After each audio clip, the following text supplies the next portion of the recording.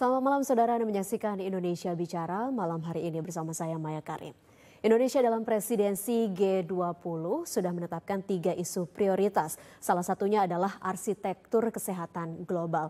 Apa sebetulnya yang ingin dicapai dan mengapa ini penting? Kita akan bahas pada malam hari ini. Kami sudah tersambung bersama dengan narasumber malam hari ini. Ada Sekretaris Jenderal Kementerian Kesehatan Republik Indonesia, Bapak Kunta Wibawa Dasanugraha. Selamat malam Pak Kunta. Malam Mbak Maya. Baik, selain itu juga sudah ada staf ahli Menteri Keuangan bidang ekonomi makro dan keuangan internasional Kementerian Keuangan Republik Indonesia. Ada Pak Wempi Saputra. Selamat malam Pak Wempi, apa kabar? Selamat malam Mbak Maya, alhamdulillah kabar baik.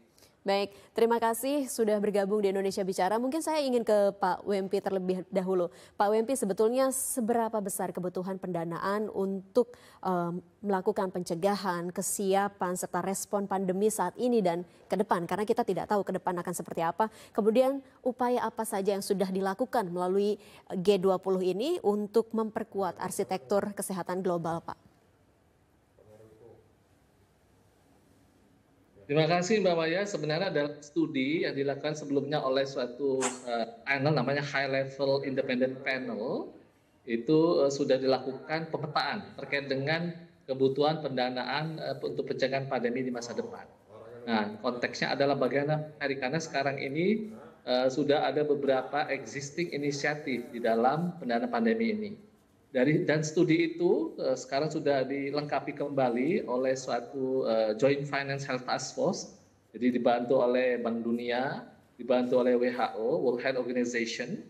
Kita mengidentifikasi kira-kira kebutuhan pendanaan global untuk penanganan pandemi di masa depan itu ada satu gap sebesar, totalnya adalah sebesar 31,1 miliar US dollar. Nah, ini terdiri dari kebutuhan yang sifatnya nasional dan kebutuhan yang sifatnya regional atau global. Dari 31,1 miliar dolar kebutuhan tadi, itu 26,4-nya akan difokuskan kepada kebutuhan yang level nasional.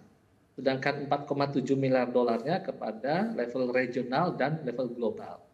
Nah, terus gap-nya berapa? Dari 26,4 yang sudah diidentifikasi, yang sudah tersedia kira-kira 19,4. Jadi gap-nya ada 7 billion untuk level nasional. Sedangkan untuk level global, dari 4,7 yang diperlukan, dari hasil hitung-hitungan, yang tersedia 1,2. Jadi gap-nya 3,5. Totalnya gap nasional dan global tadi itu adalah 7 ditambah 3,5 billion. Jadi kira-kira 10,5 miliar dolar. Nah, konteks inilah, ini melengkapi Mbak Maya bahwa inisiatif yang ada sekarang itu sudah ada terkait dengan pencegahan pandemi di masa depan. Keikutsertaan G20 di dalam inisiatif ini adalah untuk melengkapi gap tadi. Karena apa? Karena pandemi sekarang ini kira-kira sudah menelan biaya 12,9 triliun US dollar dari hitungan IMF, dan ini merupakan suatu pendanaan krisis yang amat besar. Sehingga tadi gap yang kita sudah identifikasi tadi berupaya untuk mencegah. Jadi karena pandemi ini kita tidak tahu di masa depan kapan akan terjadi. Baik, lalu apa sebetulnya langkah yang sudah dilakukan untuk bisa memenuhi pendanaan tadi dari hitung-hitungan yang sudah disampaikan Pak Wempi? Beberapa inisiatif yang sudah dilakukan, masing-masing negara sebenarnya inti dari pencegahan pandemi di masa depan terkait dengan meningkatkan resiliensi sistem kesehatan di masing-masing negara. Jadi walaupun pandemi itu akan terjadi dan akan mempengaruhi secara global ke berbagai negara, namun sistem ketahanan kesehatan di masing-masing negara itu adalah faktor yang paling penting untuk melakukan pencegahan-pencegahan dan juga penanggulangan. Nah, dalam konteks inilah inisiatif dari G20 dalam arsitektur kesehatan global ini melakukan kolaborasi, bukan hanya dari anggota G20 sendiri, kemudian juga melibatkan non-anggota G20, termasuk juga organisasi internasional, dimotori oleh WHO, oleh World Bank, dan berbagai regional organization. Jadi konteksnya adalah upaya untuk meningkatkan resiliensi kesehatan di masing-masing negara dan kemudian melakukan pertukaran. Nah, dalam konteks apa pertukaran? Di sana melakukan surveillance, disease surveillance, jadi melakukan kegiatan penelitian terhadap potensi penyakit yang sekarang mungkin bisa terjadi di satu negara yang akan berdampak kepada negara lain. Jadi saling bertukar informasi dan juga meningkatkan suatu protokol kesehatan internasional. Baik, ini salah satunya adalah dengan adanya juga pertemuan Menteri Kesehatan melalui forum G20 yang sudah berlangsung pada bulan lalu di Yogyakarta. Apa hasilnya? Saya ke Pak Kunta berikutnya.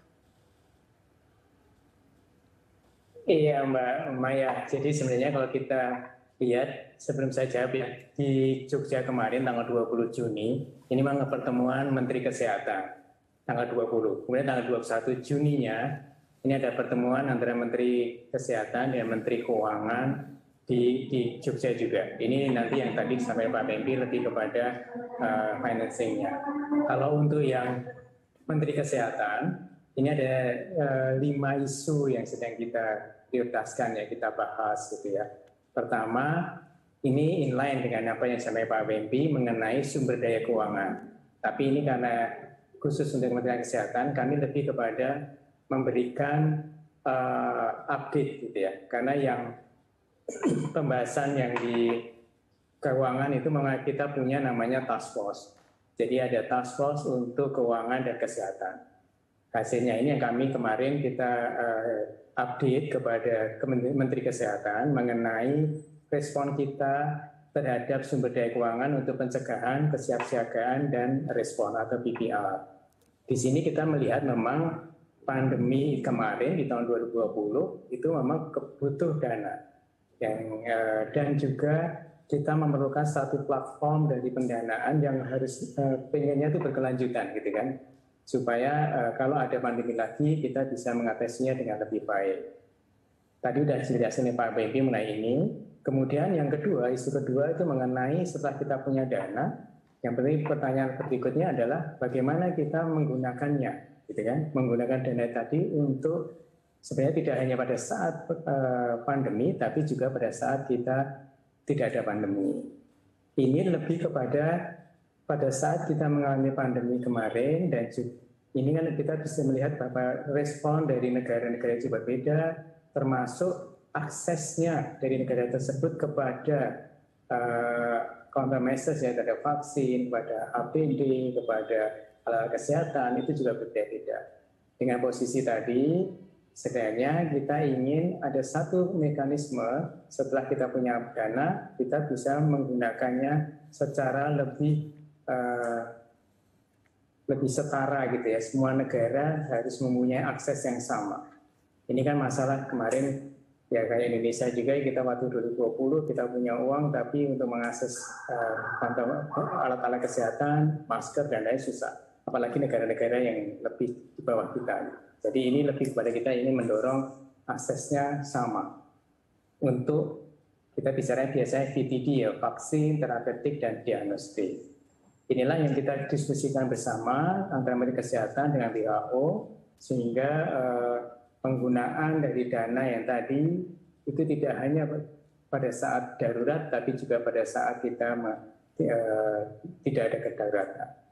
Kemudian isu yang ketiga itu mengenai kita ingin membangun jejaring lab global. Jadi kita ada pengawasan untuk laboratorium genomik dan memperkuat mekanisme kita berbagi data.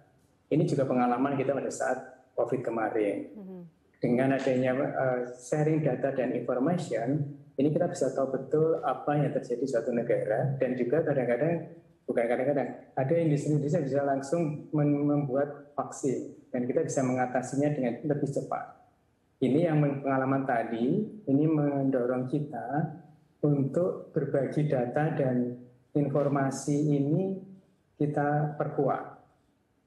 Next itu kan kita nggak tahu. Misalnya kemarin juga ada masalah hepatitis, ada monkeypox, itu kan data dan informasi itu sangat cepat kita bisa akses dan juga bisa mendeteksi di masing-masing negara karena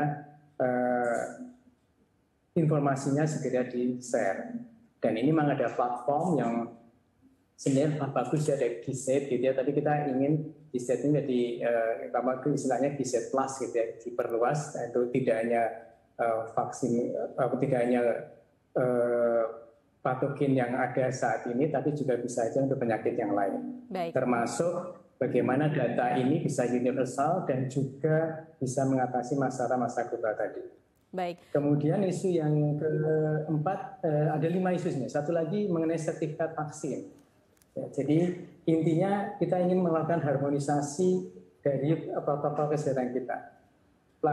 Aplikasinya bisa masing-masing negara beda, tapi bisa saling membaca, sehingga nanti kalau kita moving dari satu negara ke negara lain, kita bisa menggunakan data dan yang sama, kita menggunakan QR code yang sama.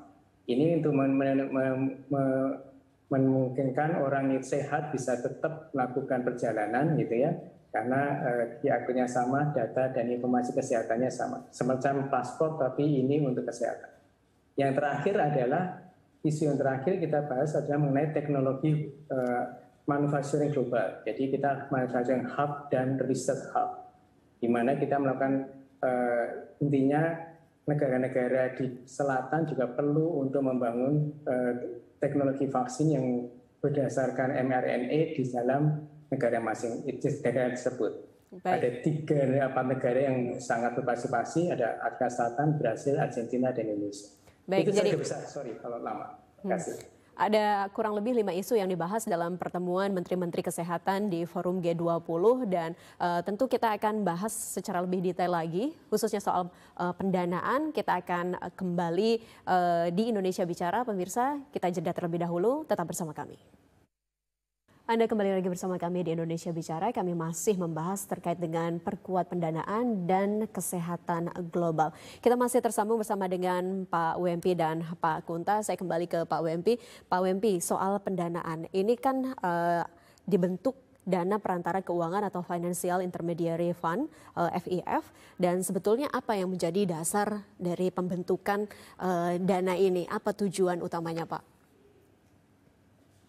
Pertama, dasar pembentukan dari FIF ini, Financial Intermediary Fund, sebenarnya untuk menutupi gap pendanaan pencegahan pandemi di masa depan. Tadi Pak Kunta sudah sampaikan, sifatnya adalah pencegahan, kesiapsiagaan, dan penanggulangan pandemi. Karena sekarang ini biayanya sudah sangat mahal, 12,9 triliun US dollar. Disitulah dirasakan bahwa kebutuhan kita, ditambah lagi dengan sistem kesehatan masing-masing negara yang belum semuanya baik, sebelum semuanya kuat, sehingga dampak pandemi itu bisa cepat sekali menyebar pada negara-negara lain. Jadi satu negara yang sudah bagus sistem kesehatannya tidak menjamin dia akan tetap sehat. Karena apa? Karena pandemi tadi akan cepat menyebar. Nah, yang kedua, kelihatannya dari sisi FIF ini tadi, kesepakatan untuk menyusun suatu pendanaan masa depan tentunya melibatkan berbagai elemen, bukan hanya anggota dari G20, termasuk juga non-anggota G20. Karena sebenarnya anggota G20 kan cuma ada 19 negara dan 1 Uni Eropa. Sedangkan negara-negara di dunia jumlahnya banyak sekali. Dan semuanya memerlukan suatu assessment, memerlukan suatu bagaimana manfaat dari pendanaan ini untuk menjaga agar pandemi itu bisa dilakukan pencegahan atau penanggulangan. Jadi memang dari konteks inilah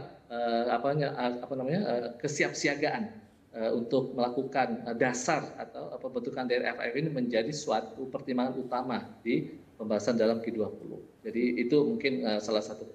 Baik, masih dengan pertanyaan yang sama, bagaimana dengan pendapat Pak Kunta sendiri, Pak, terkait dengan fungsi ataupun tujuan dari FIF ini?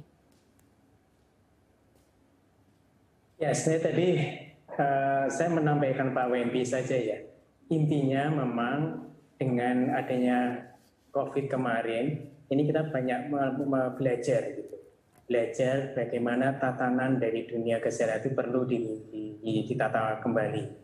Karena ujung-ujungnya nanti kesehatan ini kalau kita tidak bisa menghandle-nya dengan baik, otomatis ekonomi kita yang kena.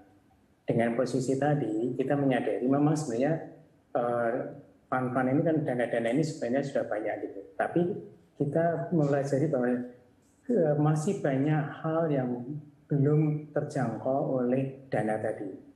Atau yang dana sudah existing istilahnya gitu ya, dana sudah ada. Maka kita perlu membentuk sesuatu dana baru yang memang lebih melihatnya secara lebih luas gitu ya. Intinya melihat secara ekosistem yang clear mengenai dana dari kalau ada pandemi itu seperti apa sih? Dari situ baru kita cek yang existing, Kemudian ada gap di antara itu tadi yang disampaikan oleh Pak Wempi mengenai gap tadi. Dengan posisi tadi, ini kita bisa membuat minimal bahwa dunia itu siap gitu kan. Dia siap kalau ada sesuatu lagi. Linknya dengan kesehatan adalah kita juga memperkuat juga pendanaan itu digunakan untuk apa. Maka yang penting adalah yang tadi untuk PPR tadi ya, untuk preparedness, istilahnya Pak, PPR itu adalah untuk pendanaan yang kalau kita di posisi kok ada pandemi gitu ya, PPR, respon dan preparedness tadi, kesiapsiagaan, pencegahan, kesiapsiagaan dan respon.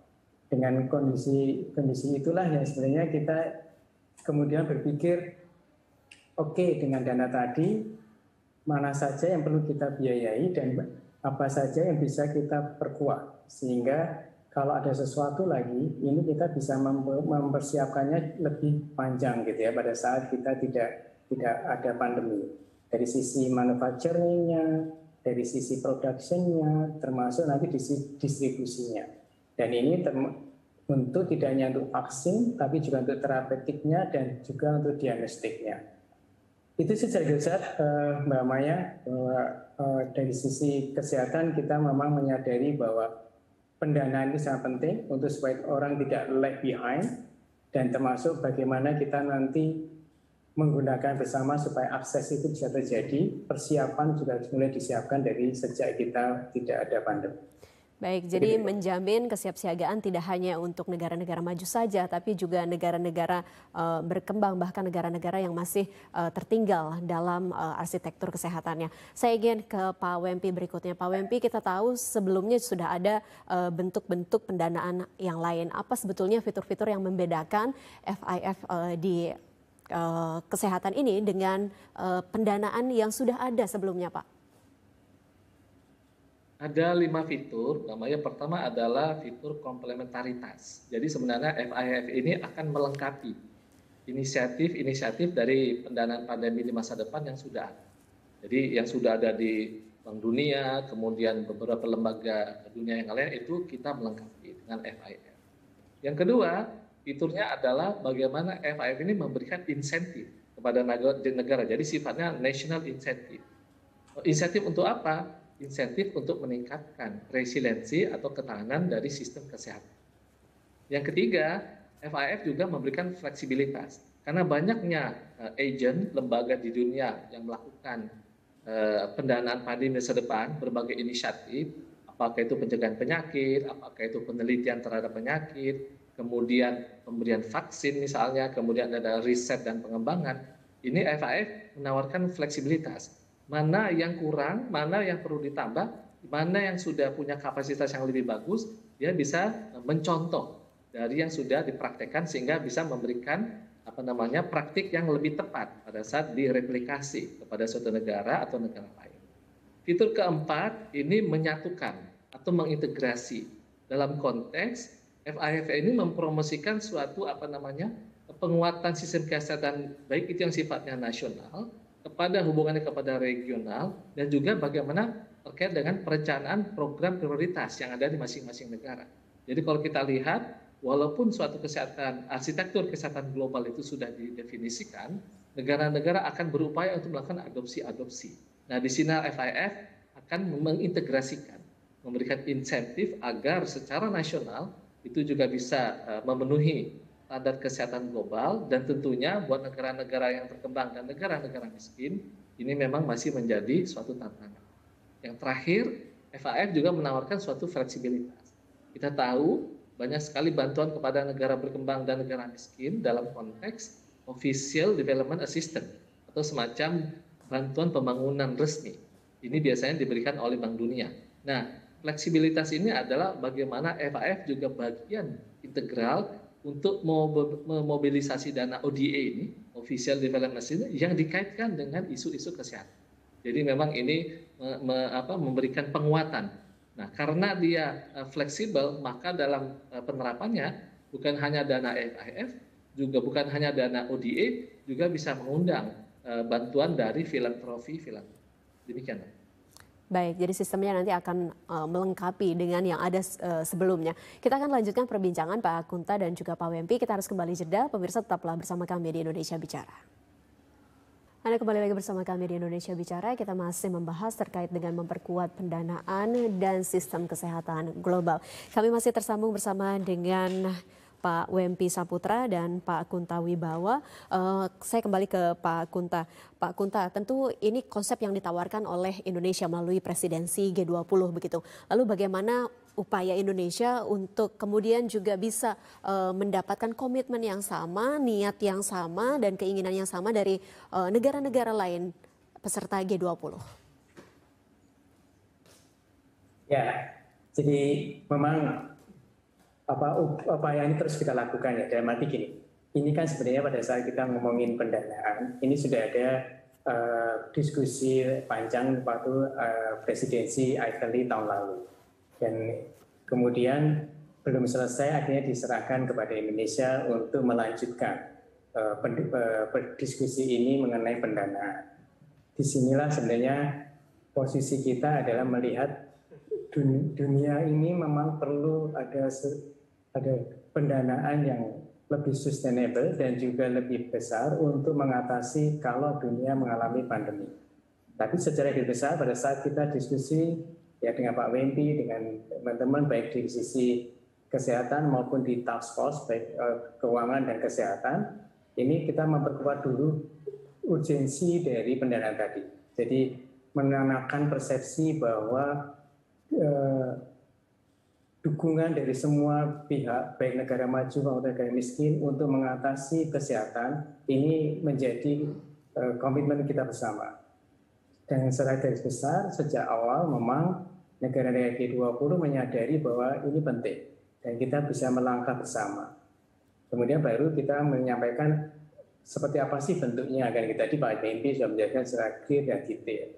Untuk itu kita dorong terus supaya komitmen ini menjadi real, gitu kan. Presiden menginginkan bahwa output kita pada presidensi ini harus real. Apa sih sebenarnya apa yang menjadi output yang memang bisa kita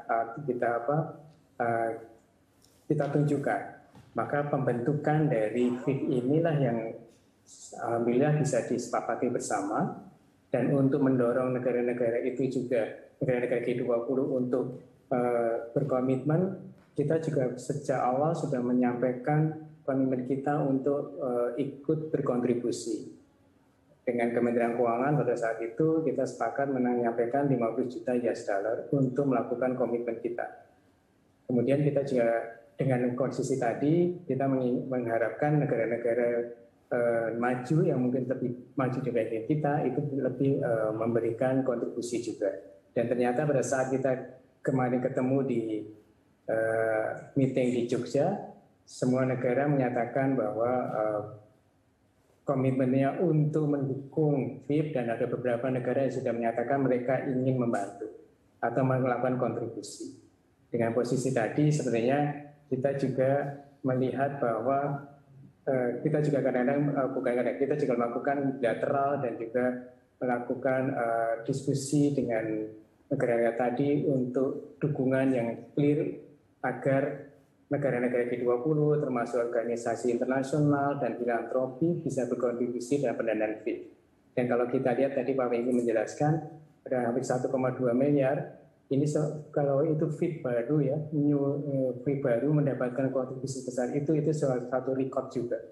Dan kita akan terus mendorong supaya gap yang tadi sampai 10,5 miliar bisa dicapai, tapi mungkin untuk tahun pertama bisa sampai 1 atau 1,5 itu sudah sangat luar biasa. Itu dari saya, Mbak Mai. Baik, jadi menunjukkan, mengajak begitu negara-negara lain dengan menunjukkan secara langsung bahwa ini Indonesia juga memiliki kontribusi keuangan dalam FIF ini. Saya ke Pak Wempi, tadi disampaikan bahwa yang terkumpul hingga saat ini 1,2 miliar US dollar ya Pak. Nah ini bisa dijabarkan mungkin Pak, kenapa kemudian Indonesia juga memberikan kontribusi keuangan, dan 1,2 miliar US dollar ini dikumpulkan dari negara mana saja? Jadi kontribusi untuk pendirian FIF itu berasal dari 6 negara dan 2 filantropi. Memang dari besarannya karena memang secara ofisial sudah disampaikan, namun mereka menginginkan nanti jumlahnya itu tidak secara spesifik disampaikan kepada publik ini Mbak Maya. Jadi dari Pak Kunto saya kira sudah tepat. Pertama dari Amerika Serikat, dari Komisi Eropa, dari Inggris, dari Jerman, Singapura, dan Indonesia. Sedangkan 2 filantropi dari Wellcome Trust dan juga dari Bill Melinda Gates Foundation. Nah ini menjadi suatu istilahnya seed money, jadi dana awal untuk menangani gap tadi yang 10,5 billion. Jadi mudah-mudahan nanti ke depannya banyak beberapa anggota dari G20 dan non anggota G20 juga sudah menyampaikan komitmen untuk memberikan kontribusi, namun belum menyebutkan berapa besarannya. Jadi ini akan kita undang terus dalam pertemuan bilateral, dan mudah-mudahan nanti capaian tadi yang disampaikan oleh Pak Kunta ini sejalan dengan agenda prioritas Bapak Presiden Jokowi. Mudah-mudahan bisa nanti diluncurkan pada saat KTT G20 di bulan November. Jadi peluang untuk bertambah masih terbuka ya Pak, untuk menutupi gap yang tadi memang angkanya masih cukup tinggi nih. Persis, jadi gap itu sebenarnya per tahunnya 10,5 billion tuh Mbak Maya. Namun demikian di dalam perkembangan nanti negosiasi dan bilateral, kan ini setelah FIF sudah kemarin dalam rapat board Dewan Direktur Bank Dunia sudah menyetujui pembentukan FIF yang sekretariatnya ada di Bank Dunia bekerjasama dengan WHO. Nah, setelah pembentukan ini nanti tentunya akan ada pembahasan mengenai struktur, mengenai tata kelola, kemudian bagaimana rencana ke depan atau platformnya seperti apa, dan nanti siapa saja yang terlibat. Nah, masih ada waktu untuk melakukan pembahasan lebih detail dan juga bilateral dengan berbagai negara dan anggota G20, sehingga sampai saat ini sudah dipahami oleh semua anggota mengenai gap ini, dan masing-masing melakukan kalkulasi sejauh mana nanti kontribusi kepada dana FIF. Baik, jadi untuk area cakupan, pembiayaan serta tata kelolanya juga masih akan mengalami pembahasan. Dan jika kita berbicara soal target, kapan kemudian FIF ini akan secara konkret bisa dioperasionalkan dan memberikan dampak nyata begitu, Pak Wempi? Dalam rencana pembahasan di Joint Finance Health Task Force atau gugus tugas untuk bidang keuangan dan kesehatan yang diinisiasi oleh G20, dan kita berkoordinasi dengan erat dengan WHO dan Bank Dunia, targetnya adalah sekitar bulan September 2022 dapat merampungkan pembahasan dari tata kelola FIF, termasuk karena di dalam tata kelolanya akan ada strukturnya ini namanya. Struktur badan pengelolanya, kemudian trustee atau yang mengelola dana, kemudian ada sekretariat, ada lembaga untuk implementasi, dan juga lembaga penasihat. Jadi kemungkinan struktur ini akan kita coba upayakan untuk segera difinalkan, dan sekaligus nanti bagaimana tata kelola dari penerimaan bantuan dan penyaluran pembiayaan pada yang membutuhkan. Jadi ini mudah-mudahan sampai dengan bulan September bisa kita selesai. Baik, tentu kita menunggu nanti hasil pembahasannya. Saya kembali ke Pak Kunta. Pak Kunta, mungkin jika dijelaskan gambarannya kepada kami, Pak, ketika ini nanti FIF sudah selesai dibahas, kemudian bisa beroperasional begitu, apa kemudian implementasinya begitu dalam tataran domestik di Indonesia? Ya, sebenarnya intinya kalau harapan kita ya dengan FIF itu sudah terbentuk, meskipun Indonesia sebagai kontributor gitu ya, kita juga sebagai resipien juga bisa. Dan ini peluang kita itu sangat banyak gitu ya, peluang kita sangat banyak untuk bisa ikut mendapatkan dana tersebut untuk mengembangkan sektor kesehatan kita. Jadi kalau kita bisa juga digunakan untuk mengembangkan kapasitas yang tadi ya, manufacturing hub tadi, di mana kita memang masih lag gitu ya, masih perlu ada pengembangan di bidang manufacturing hub kita, termasuk pengawasan, pelaporan, atau mungkin juga pembangunan mRNA kita untuk vaksin kita, dan juga industri-industri kesehatan kita yang memang kemarin pada saat COVID ini kita menyadari banyak sekali industri kita yang masih impor, sehingga kita bisa mendorong industri dalam negeri termasuk jejaring lab kita atau surveillance kita, memperkuat surveillance dan juga memperkuat mengenai data dan informasi yang ada di kita termasuk sharing data tadi. Disinilah sebenarnya kita ingin mendorong ya bagaimana tim tadi juga bisa mensupport reform yang akan kita lakukan terutama di reform kesehatan kita, di mana salah satunya adalah yang ketahanan kesehatan. Itu secara garis Pak.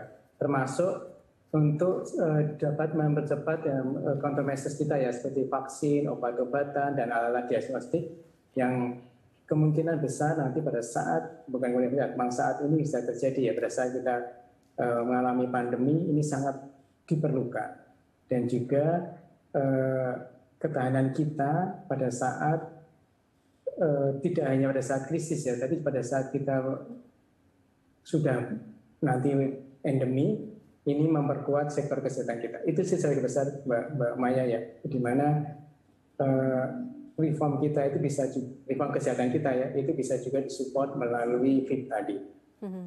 Baik, Pak Kunta, sejauh ini memang seperti apa posisi kita Indonesia dalam pengembangan teknologi dan juga tadi industri yang ada di sektor kesehatan?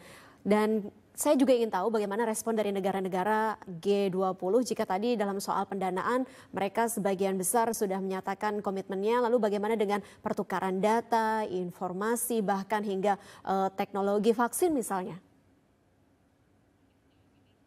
Ya, jadi kan arah kita kan sebenarnya ini, kita harus bisa kalau negara-negara tadi misalnya manufakturnya ada di negara-negara North gitu ya, di negara-negara regional itu juga perlu kita kembangkan manufaktur kita, terutama untuk vaksin. Maka yang kita dorong adalah bagaimana Indonesia menjadi manufacturing hub di region ASEAN tadi. Sekarang maksudnya sekarang kita sedang berusaha ya untuk memperkuat industri kesehatan kita, terutama untuk vaksin.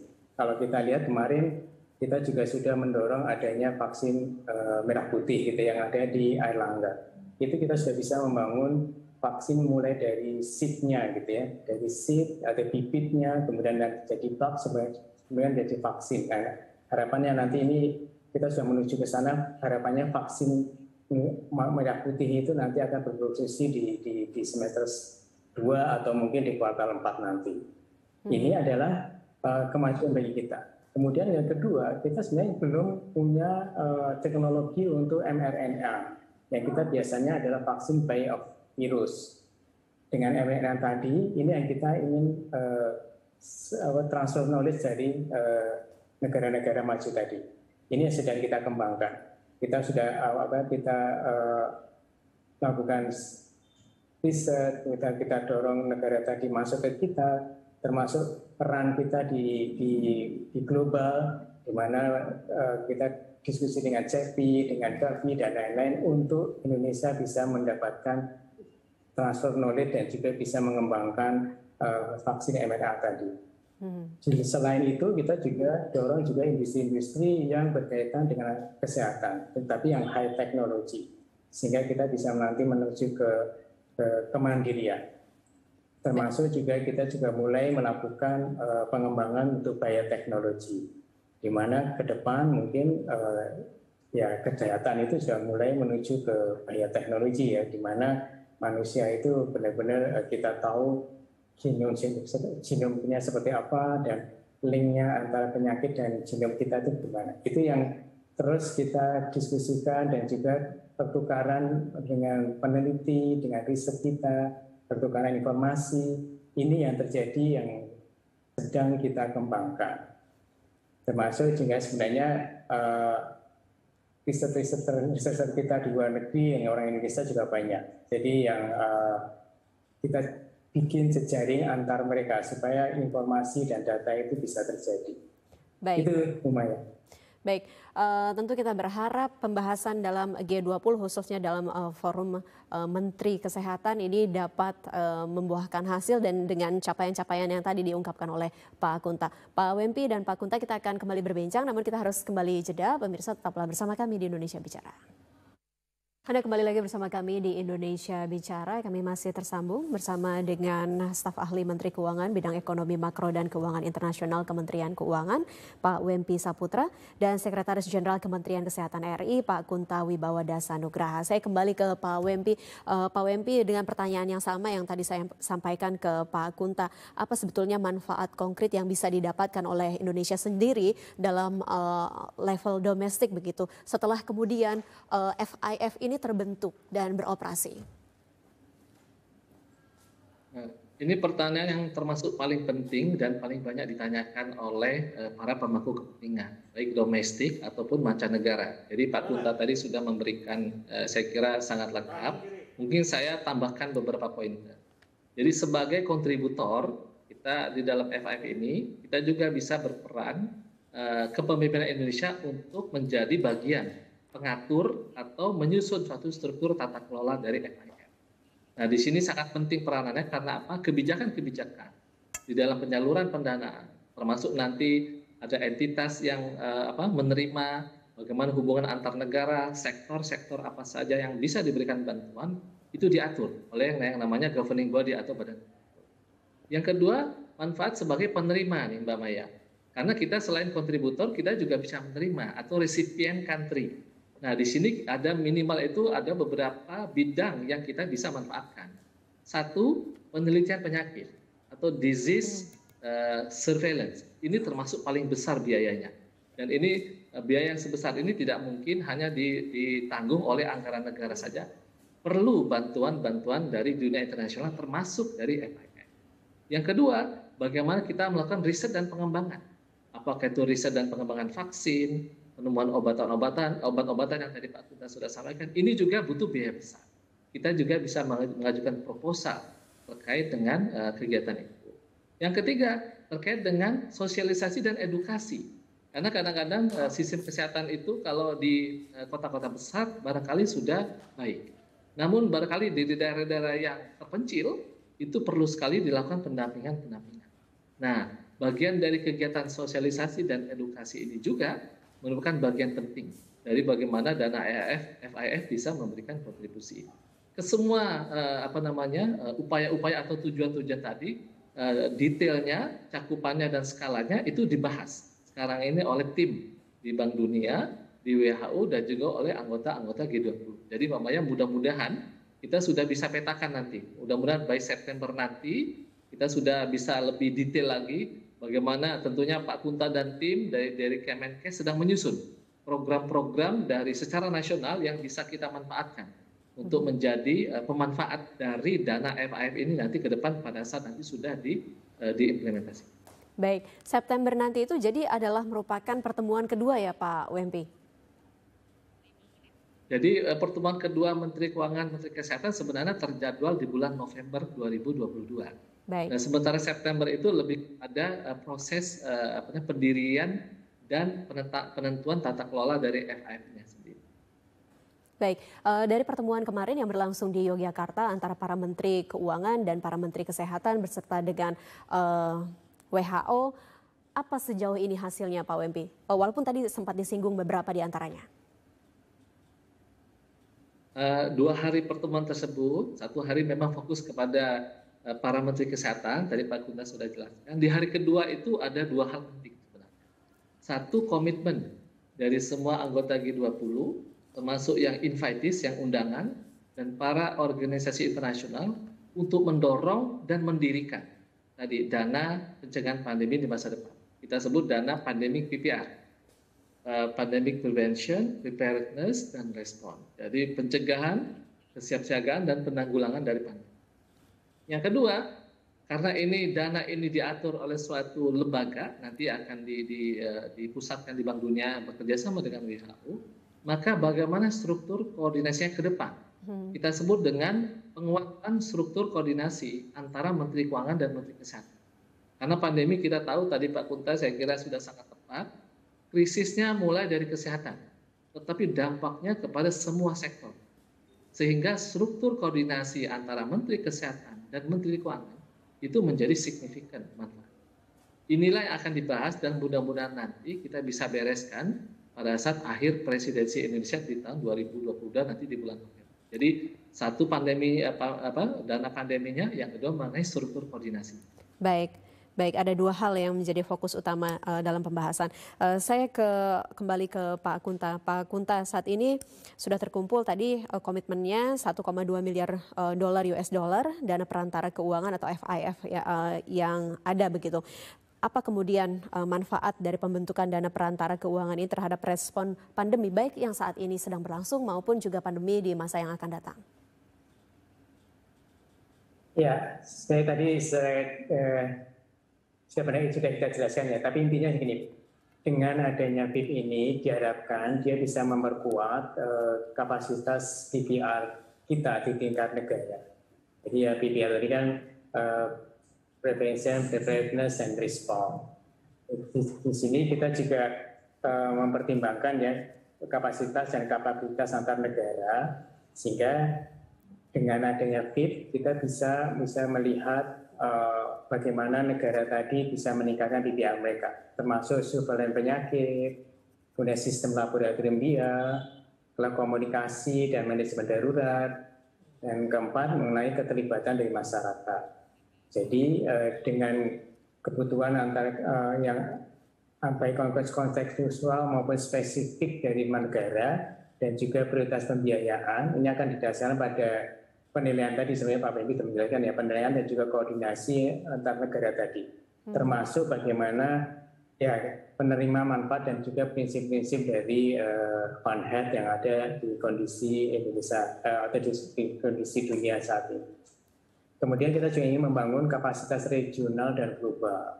Di sini memperluas pembiayaan untuk lembaga-lembaga regional dan global, termasuk pengawasan, pelaporan, dan berbagi informasi, dan juga aset kesehatan masyarakat bersama, ada juga harmonisasi peraturan, dan ada juga kapasitas untuk pengembangan yang lebih terkoordinasi.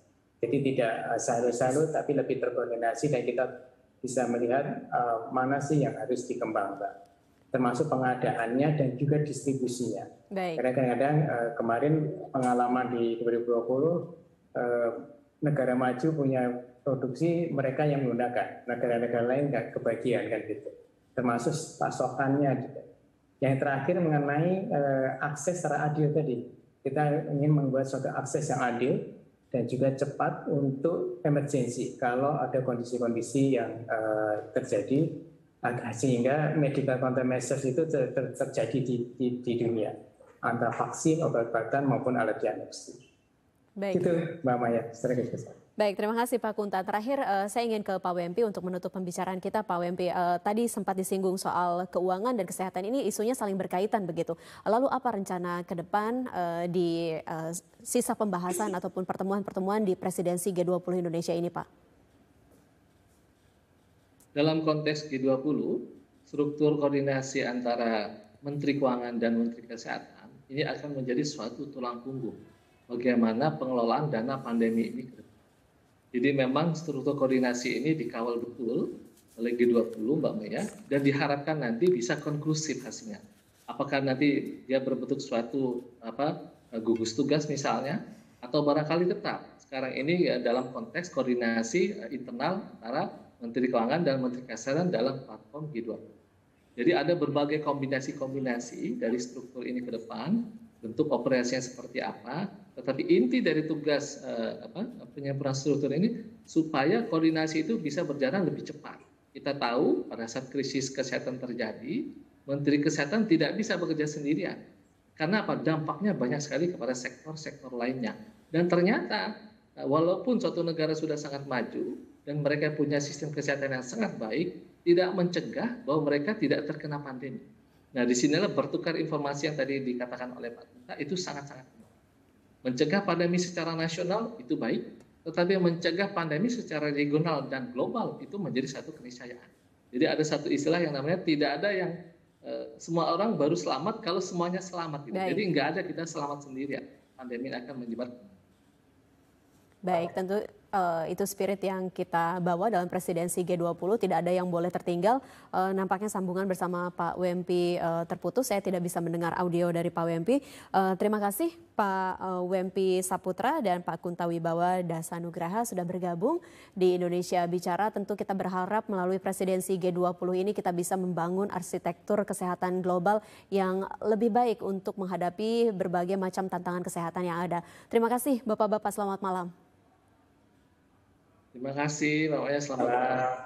Terima kasih sama. Baik, saudara, demikianlah Indonesia Bicara malam hari ini. Terima kasih Anda sudah bersama kami. Televisi Republik Indonesia, media pemersatu bangsa. Sampai jumpa.